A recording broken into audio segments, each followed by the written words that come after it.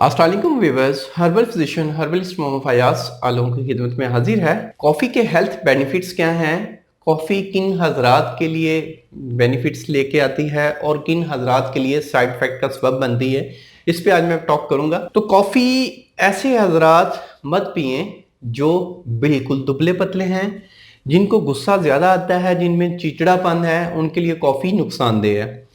जिनका वेट कम है, जिनके लिवर में गर्मी है, एसजीबीटी लेवल या बिलीरुबिन बढ़ा हुआ है, तो वो कॉफ़ी का इस्तेमाल मत करें। सेकंड, जिन हजरात की ब्लड में कमी है, ब्लड कम बनता है, जिगर ब्लड कम बना रहा है, तो वो भी कॉफ़ी का इस्तेमाल मत करें।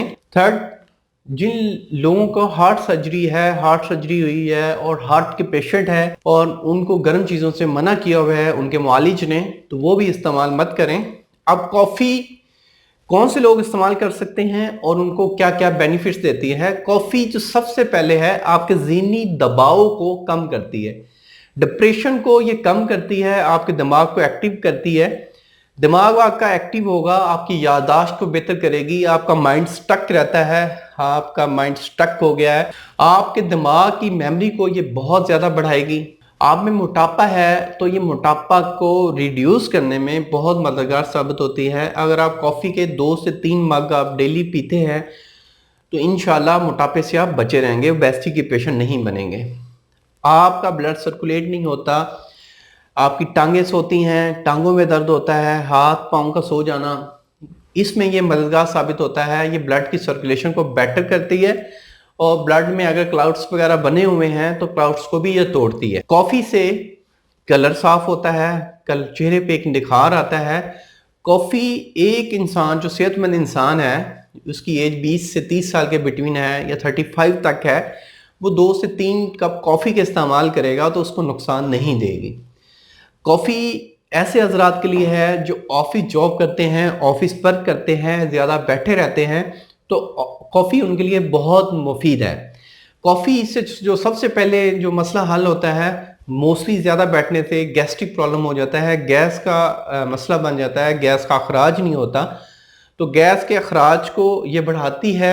और सेकंड, गैस जो प्रोड्यूस हो रही है आपके स्टमक में, गैस की प्रोडक्शन को ये कम कर देती है, गैस बहुत कम बनती है आपके स्टमक में। कॉफ़ी के इस्तेमाल से कॉन्स्टिपेशन में काफ़ी हद तक रिलैक्स मिलता है, कॉन्स्टिपेशन रिलीफ मिलता है। तो कॉन्स्टिपेशन रिलीफ चाहते हैं तो डेली आप 2 कप कॉफ़ी के इस्तेमाल लाजमी करें। कॉफ़ी असर के टाइम के बाद नहीं पीनी चाहिए। मोस्टली लोग आफ्टर डिनर कॉफ़ी का इस्तेमाल करते हैं और बाद में वो शिकायत करते हैं कि जी हमें नींद का मसला बन गया है, नींद कम आ रही है। तो कॉफ़ी नींद को कम करती है क्योंकि सुस्ती कायली को इसने ख़त्म कर देना है, ब्लड को सर्कुलेट करना है, क्योंकि ये गर्म होती है। तो ब्लड सर्कुलेट रहेगा, पूरी बॉडी में चलता रहेगा, तो आप में गुनूदगी कम आएगी, आपको नींद कम आएगी। तो इसलिए असर के बाद कॉफ़ी का इस्तेमाल मत करें। अगर आप इन तरीक़ों पे अमल कर लेते हैं तो इंशाल्लाह आप एक अच्छी लाइफ गुजार सकते हैं। अगर आप लोगों का कोई भी क्वेश्चन है कॉफ़ी से रिलेटेड या कोई और सवाल है तो मुझे कमेंट्स में पूछ सकते हैं। अब मार्केट्स में कोल्ड कॉफ़ी भी अवेल है, आइसक्रीम शेक की शक्ल में भी कॉफ़ी है, ठीक है, और भी कॉफ़ी की काफ़ी इकसाम है। कॉफ़ी के साथ किसी ने मोरिंगा ऐड किया हुआ है, वो एक अलग एक प्रोडक्ट बनाई हुई है।